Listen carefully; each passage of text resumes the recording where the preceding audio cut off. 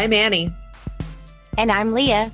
And this is Lactation Business Coaching with Annie and Leah, where we talk about the smart way to create a compassionate and professional private practice. Let's dive in. Well, hey there, Leah. Hey, Annie. How are you doing today? I am under pressure today.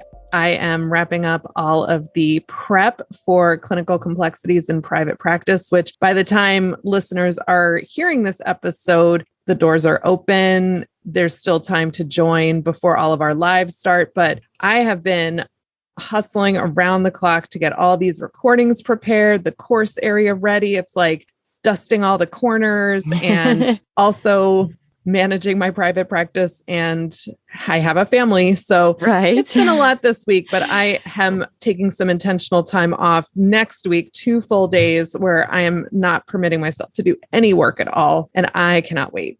Oh, that's so nice to have that reward at the end of all your hard labors. It's like, okay, I can keep pushing because I know my time is coming to just relax and rest. That's awesome. And I'm so excited about this clinical complexities conference. It's just going to be amazing. And all the speakers that you've told me about and all the content that I've got to hear about, I'm just like, I can't wait. Open, hurry up.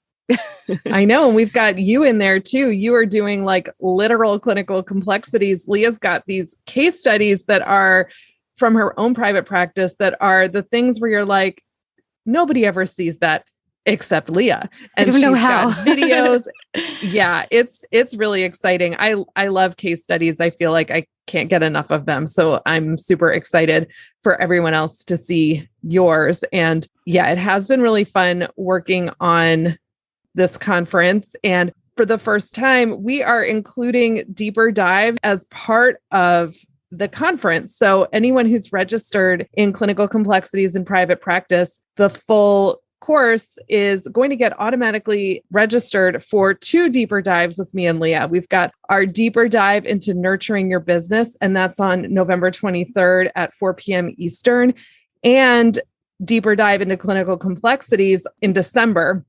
So if you're just interested in the Lactation Business Coaching deeper dives, you can go to paperlesslactation.com/lactation business coaching to find out about our memberships and to find out about our deeper dive vault going back to January 2020, which also has its own private podcast feed. So anyone who's got access to the vault or a membership that includes vault access, you can pull audio from all of our deeper dives into your favorite podcast player, listen to it on the go. I'm super excited about that. I'm an auditory learner, and the course is also going to have its own private podcast feed. So if you're interested in registering for the course and getting access to these deeper dives that are included and all the other great things that come along with the course, it's paperlesslactation.com/course. And it's a whole bunch of SERPs and some great speakers, including Leah. I'm super excited about that. And I cannot tell you how much I appreciate the whole audio feed thing. I'm actually attending a conference right now. It's going on this week.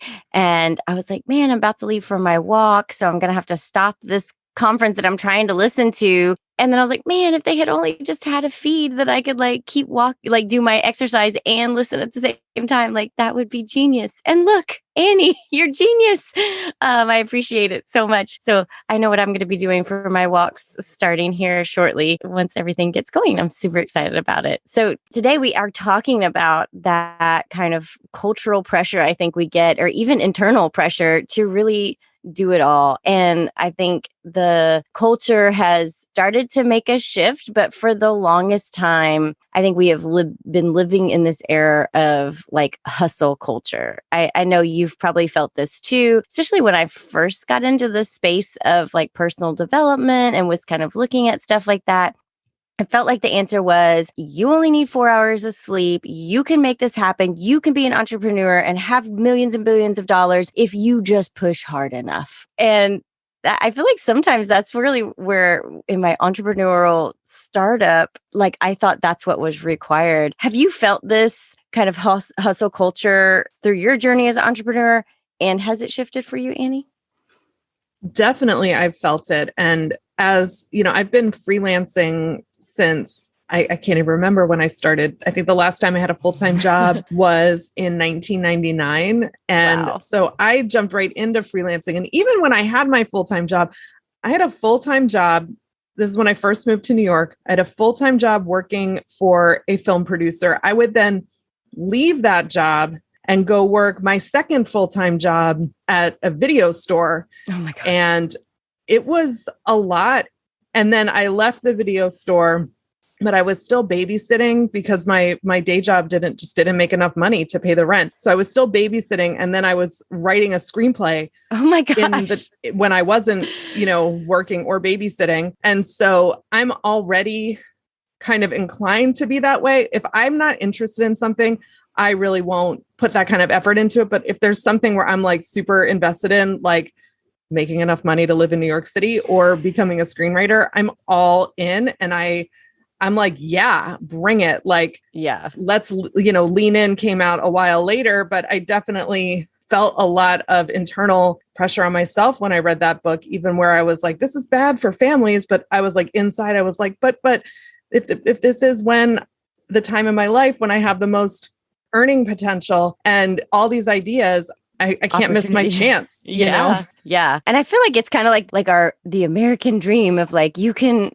own a business and you can have all these amazing opportunities if you can just do it all. I feel like that, like our American dream kind of went sideways. But I will say that I have definitely noticed a movement for some pushback on this hustle culture. A lot of influencers now are talking about doing less and having more thoughtful, picking out what exactly are you needing to focus on and not trying to do everything, and really pull in a little bit more into like what is essential in your life and your business, and like not just trying to be everything for everyone on every level of your entire life.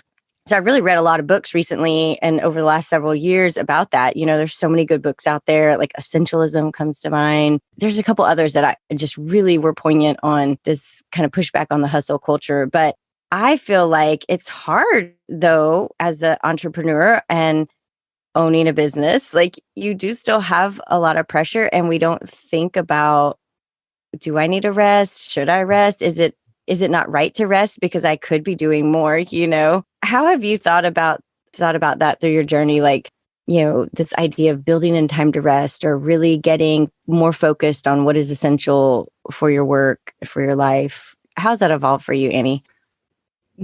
That's something that I feel like is always something I have to grapple with. I feel like personally, I have definitely bought into this idea that rest is something that I have to earn, not something that is a basic right or like need, human, as essential as human need, breathing, eating, and rest. And I'm kind of like, I can do without that. And it's this idea though, that there is a place in the future where I will be able to rest, but it's after I get all of this stuff done. Exactly. I feel that same way. I'm like, oh, it's coming, but I can just like keep pushing because like someday I'll retire and then I'll start resting.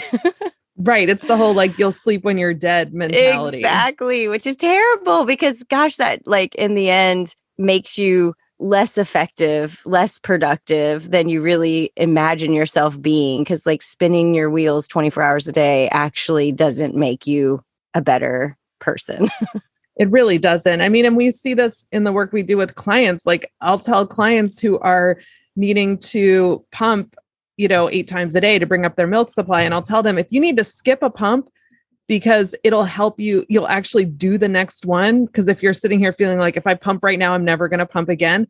It's better to skip that pump and take that rest break so you can get back into it. And I'm like, why can't I listen to this for myself? Exactly, right?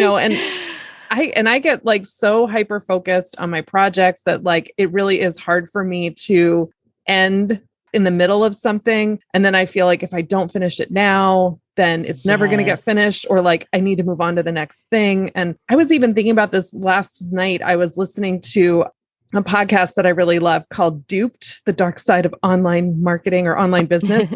And they had their first episode of season 2, and they were talking about courses, people who create courses and the kind of claims they make, and that they say like, oh yeah, if you make a course, then you're going to be working 10 hours a week, but making 7 figures. And this is in the online marketing space. Like Right. they make crazy big income claims, but the whole idea that like there is a nirvana out there where I am not working at all and I'm a multimillionaire, like that's yes, like achievable. That's out there. And you can, if you could just work hard enough to make it all come together, then you're going to get there. And it's like that kind of carrot hanging in front of us. Like we're just keep running towards it. Like we're going to make it. We're just going to work harder until we get there. But you just really and feel it's not like something that duped. is, yeah, because it's not something that's one person can do. Like when you look at businesses that real businesses that actually do scale, it's because they get outside investment or the people running them have access to money that they can be their own investors. This whole idea that you're going to bootstrap your way to be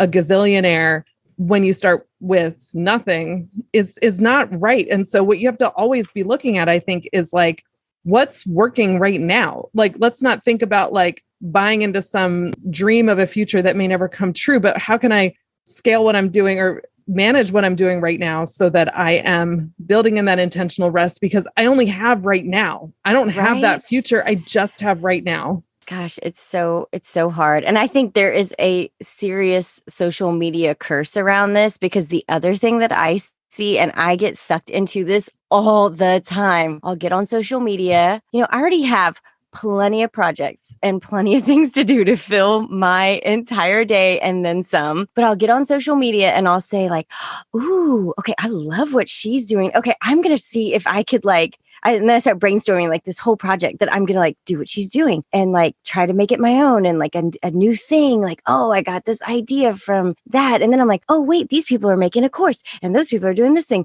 and these people are doing this thing. And I'm like, oh my gosh. And then not to mention like unrelated to businesses, I'm like, ooh, they're traveling with their kids now. Okay, we got to book a trip. Okay, wait, they're remodeling their kitchen or they're making this amazing dinner. And I'm just like, oh my gosh, I have to do it all. And like on every aspect of my life, I have to not look social media, but like attain that social media perfection.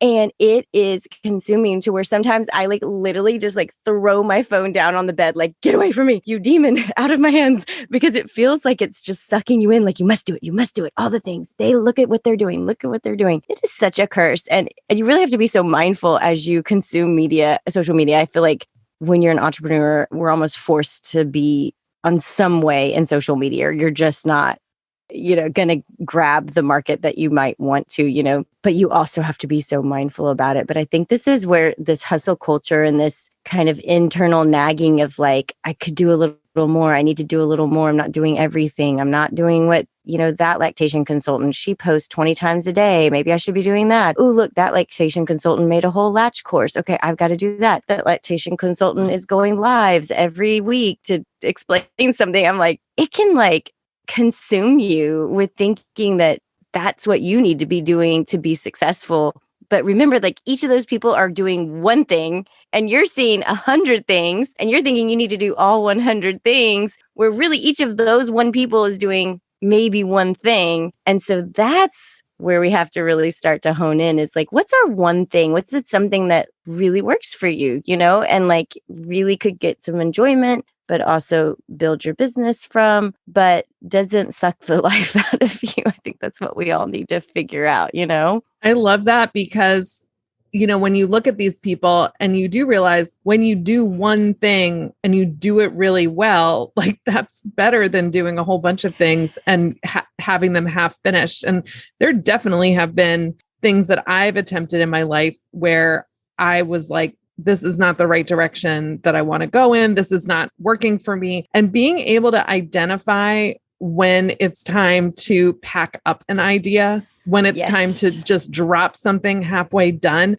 And that's something where, I don't necessarily have the social media thing, because I don't spend a lot of time on Instagram, and I'm not on TikTok. That's just not a format that pulls me in. But I have this really internalized fear of being seen as a quitter or as a failure, that's something that is so like can drive me. And part of it is like, you move to New York City and I moved here when I was 21 years old, and it's so hard to live here. And you're just like, I'm going to win. I'm going to beat this city. I'm going to stay here forever. And, my husband and I would joke, as our friends over the years would leave the city and then report back from the suburbs. Hey, like what we get is a bunch of John's college friends who moved back to Austin. And they're like, y'all should move here. You could have a house. And we're like, call them quitters. We totally call them quitters. And to their face, like it's like a joke. It's a joke. Yeah. But it is like a slight kind of twinge of truth in there too. A little bit. When John's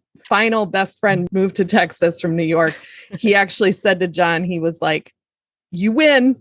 You officially won. You're the last one here of our college group. Oh my gosh. It comes out, and I joke, but like, I do love, I love New York City. I feel like we are here to stay, but I don't know. I hear it's easy out there, but I really invested a lot of the first part of my 20s and early 30s were all about becoming a screenwriter. And like, I pushed myself so hard. I would run on the treadmill, and I would be getting myself amped up for a call with a producer or a meeting to pitch a project. And I would listen to Lose Yourself by Eminem over and over and over again, because that was my mantra. Like, you only get one shot. Do not miss your chance to blow. This opportunity comes once in a lifetime, was like so resonant to me.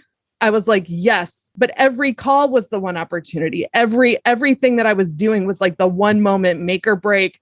And I would bring that energy into everything that I was doing and really putting it out there, which I know that when you are pursuing a passion, and that was my passion at that time, you do want to go all in. Yeah. You can't, you don't want to like sell yourself short. And exactly. But there's a mindset where at a certain point, I didn't feel free to make changes based on what I wanted out of my life, because I was so invested in this narrative of success on the terms that I had defined for myself before I had kids, before I had some life experience.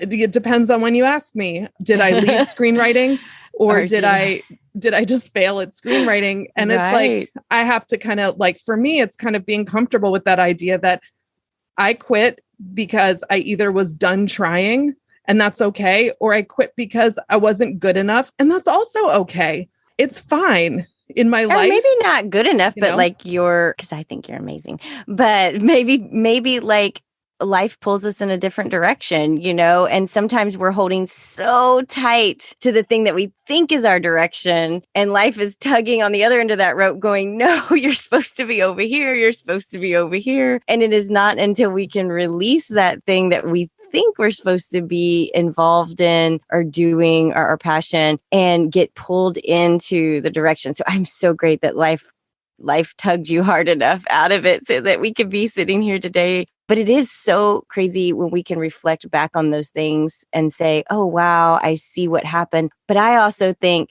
how can we see that forward? Like, is there something tugging right now that's not a fit? Is there something right now that feels like you're pushing a square peg in a round hole all day long to make it work? Because there's this idea that like, if you don't post 20 times on Instagram, or if you don't see 50 clients a week, or, all these things, ideas that we get in our head, or if you don't make a beautiful home cooked meal for your family every single day, there's all these pressures we put on ourselves that aren't fitting, but we think we have to keep going. And it's like, maybe life is tugging us in another way, because we're supposed to like someday be sitting on a podcast with Annie and Leah. It's like, what can we see in the present that isn't fitting, and try to follow that life's tugging us, and maybe not see it as like, I'm failing at this, I suck at this, but like, this isn't really in flow. I am not getting joy. I am feeling like I'm pushing constantly from a source of like, I have to do this, not like I woke up today so excited that this is the next step for me.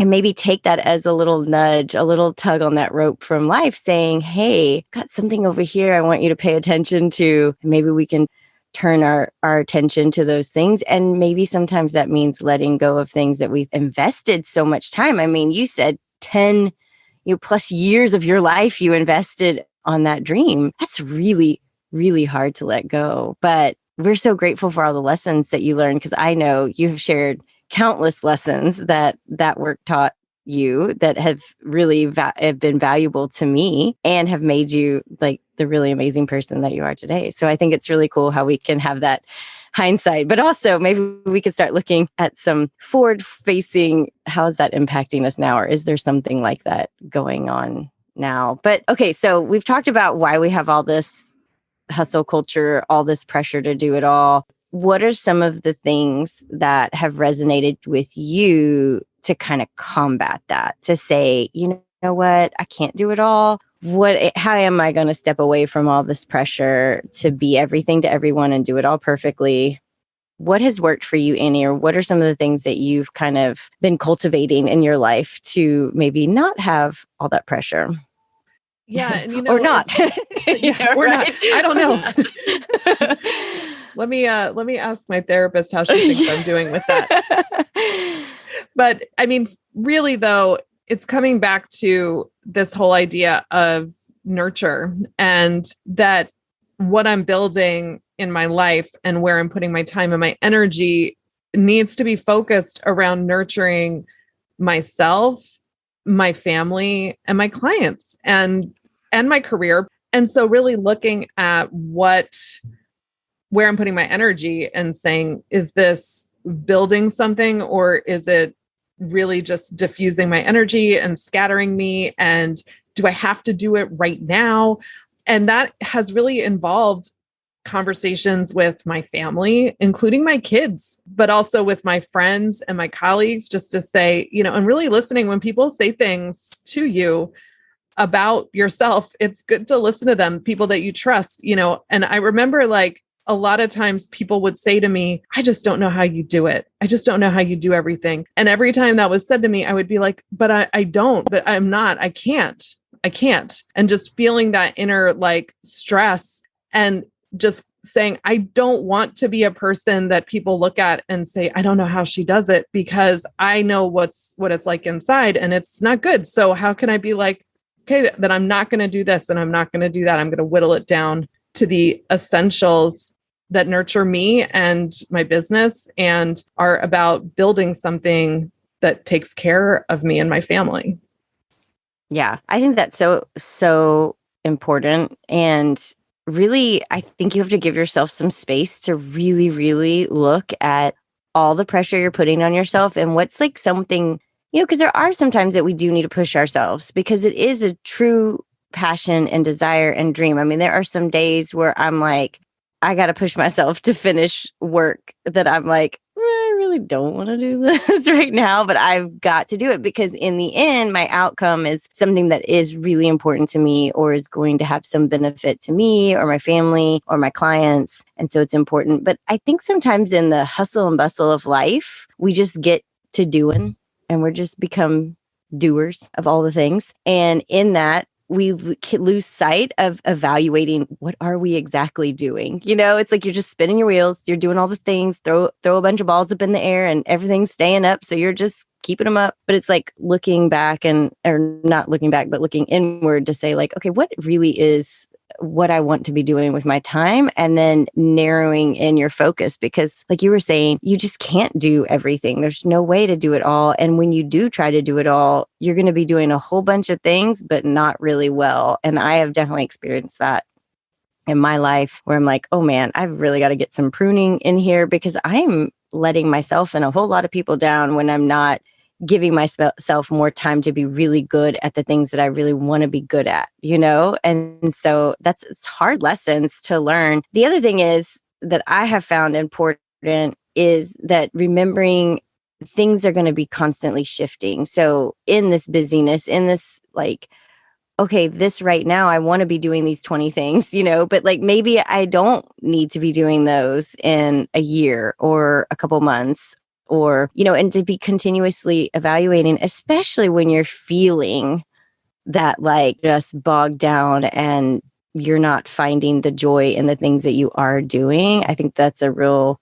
alarm bell going off that like, let's evaluate what's going on. Where am I putting my energy? Is this something that's going to have a positive impact that I desire, And those are all hard things to do when you're just busy with life. I mean, I'm like quiet moment to sit and think like, when am I going to do that? Okay, I already wake up at 5:30. So what? I'm going to wake up at 5 so that I can have a quiet moment. Guess what? That's going to be me sleeping for 30 minutes. That's my quiet moment. So it's like, it's hard to really force ourselves to shut down what I could do, what I should do, and really find the moment to have the peace enough to say, okay, what do I want to do? What's really important right now? So, and that's definitely something that, getting older helps with, having that perspective of time, being able to look back and say that the urgency I felt around certain things, going back again to the screenwriting career that I had and working in the film industry, and just, feeling that kind of do or die, urgency to do everything, and looking back and being able to say, from the perspective of it's been almost 10 years since I wrote my last screenplay, had my last paid screenwriting job, and looking back and being like, wow, that was amazing that I got to do that for the time that I got to do it. I had some great experiences. I met some awesome people. I met my husband. And now my child is super into movies and is going to a film high school. And so that's so really cool. Fun. And just realizing that life isn't this like catastrophic distillation of all of my energy into one moment that's going to then fulfill me. Like what happens on the other side of lose yourself, on the other side of that one moment is the rest of your life. And so What do you want the rest of your life to be? It can start right now. It doesn't have to wait. Just like that rest doesn't have to wait. You don't have to earn the right to rest. You don't have to earn the right to be satisfied with what you've already done and say, you know what, this isn't working. That goes, this is working and I love it. And how can I structure what I'm doing to support more of this in my life? That's what it's never too late for. Yeah, I 100% agree. And to kind of pull this into the world of lactation, I think we get a lot of pressure to see everyone. If you have a practice where you feel like you cannot meet the demands, I mean, that's where pressure to do it all can really be hard to work through, because you've got real people in front of you with real serious needs and begging for your help. And we can sometimes get caught up. And I know I've totally done this in my business where I haven't even stopped to breathe because I'm like, everybody needs to be seen. And like that really intentional moments of rest is like not going to be at the end of you saw every lactating family in your county. I mean, like that's where that rest moment doesn't come then. It really has to be built in because it'll just make you a better human in general. Burned out humans are oftentimes, hard on themselves, but hard to give, and to be present with the people that they love. So we are encouraging you to step back from the pressure of doing it all, to really look inward, narrow down your focus so that you can be amazing at the things that you love and do amazing at, and put your energy, even if that means you're just letting go of some things that you thought you really wanted, like Annie's. Definitely. And if you can think of someone in your life, when you're done listening to this podcast, think of somebody in your life who you can tell, I see what you're doing. I see the work you're doing, and I'm so proud of you and so happy for you. And what can I do to support you? I know you can think of somebody that just needs to hear that today, to hear that they've got someone on their side cheerleading them and who wants to support them emotionally or physically. Maybe they'll be like, yes, can you please bring me some food right now? I'm very hungry. If it's like, you're somebody in your house working in the next room, but just to think about maybe you can't do it for yourself, but I bet you could do it for somebody else. And let's just make that circle of care ripple by nurturing us and get out of the pressure to do it all. Step out of that pressure cooker. Know that there is life outside of the pressure cooker, and a beautiful business and a beautiful life is there for us all. We just always are going to be on this journey of figuring that out, right? It's been fun talking to you today about this, Annie. And as usual, I have left I'm going to be leaving here with some journal prompts. I'm like, I need a journal about some of this. Some really poignant thoughts came up for me. And I'm like, I really want to hold on to this because I think this is such an important conversation to have. So thank you for spending this time today. It was awesome getting to chat about this. And I look forward to seeing you again soon on our next podcast. I know, it's always great. Some of these episodes are like little mini therapy, and this one definitely felt like that. So, Yes. All right. Have a great day, Leah. I'll talk to you soon. Talk soon. Bye. Bye. Thanks for listening. To learn more about our monthly deeper dives and how to support our podcast for as little as $1 a month, visit lactationbusinesscoaching.com. Don't forget to leave us a rating and hit that subscribe button so you never miss an episode.